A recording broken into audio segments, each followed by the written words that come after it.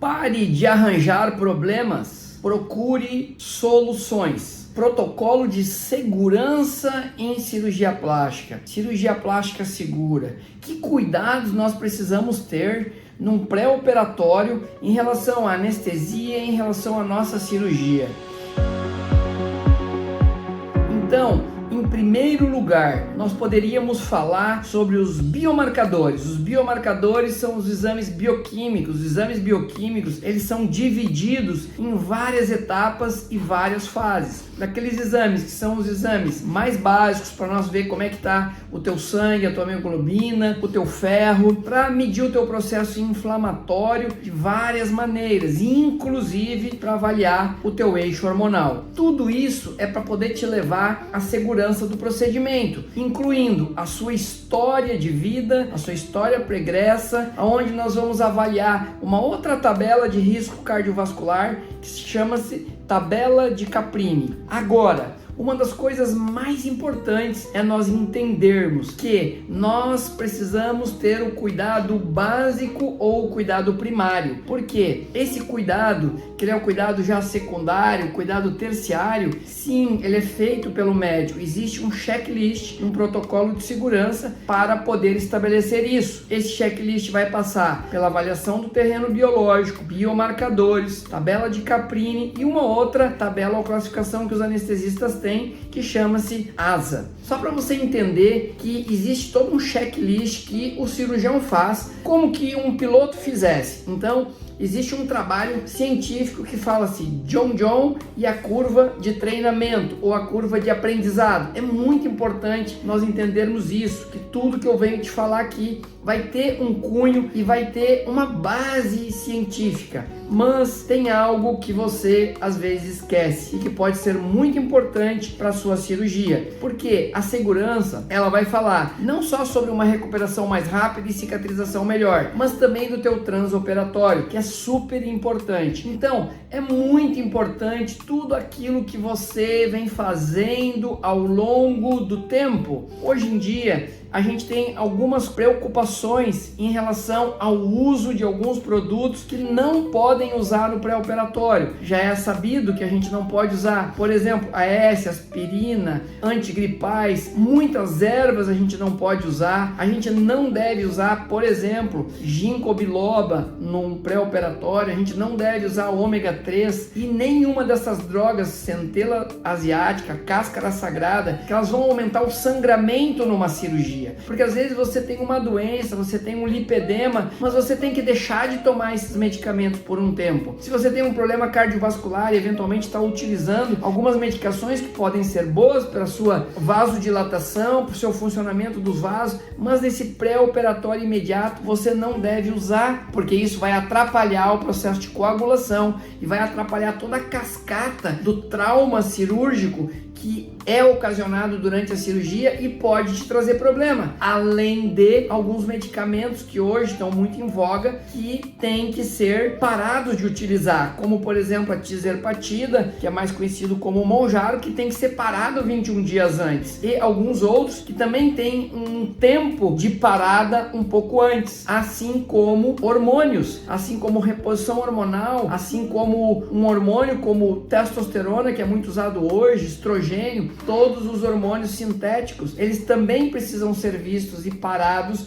num pré-operatório. Então, existe muita coisa que a gente precisa falar para aumentar a segurança. Então, para de arranjar problema, vamos procurar a solução. Eu já estou te falando a solução. A grande maioria das vezes é a gente retirar algumas coisas, não acrescentar coisas. Alguns vilões são muito importantes para todo o nosso processo, como por exemplo, o que eu já falei muitas vezes aqui, o leite. Mas eu queria te explicar por que o leite. O leite tem um histórico que em 1994 as vacas passaram a receber um hormônio que chama-se gonadotrofina. E essas vacas não só estão produzindo hormônio, como elas ficam amamentando seu bezerro por um ano para tirar o leite. E essa produção de leite aumentou de 10 litros para 20 litros por dia dessa vaca. Porque o que acontece? Essas vacas estão passando por inseminação artificial artificial já no segundo mês e elas passam a produzir um hormônio que chama-se estrona. Estrona é um hormônio feminino que inclusive está ligado a cânceres. Então, eu queria que você entendesse, você tomar o leite tem um efeito que ele é muito maléfico, não só por causa da lactose que todo mundo conhece, mas eu estou te trazendo alguma coisa hoje muito importante em relação à segurança da sua saúde, porque você vai acabar fazendo uma predominância estrogênica com uma chance de 30% maior de ter câncer. Os pacientes então que são obesos e mais gordinhos aumentam mais essa chance de câncer, as mulheres em câncer de mama e o homem em câncer de próstata. E mais uma coisa, a caseína, esse peptídeo que também tem no leite, ele se transforma em morfina, principalmente quando vem do queijo, e você tem uma sensação de bem-estar, uma sensação gostosa, e isso é viciante. Então, eu queria que você entendesse que esse é o motivo pelo qual eu peço para você abandonar o leite, que ele ainda vai lesar a tua barreira intestinal. Agora, tem algo também muito importante, o glúten. O que faz o glúten? O glúten, ele é uma proteína que ele tinha 12 pares de cromossomos e hoje ele tem 42 pares de cromossomos. Ele está modificado. De fato,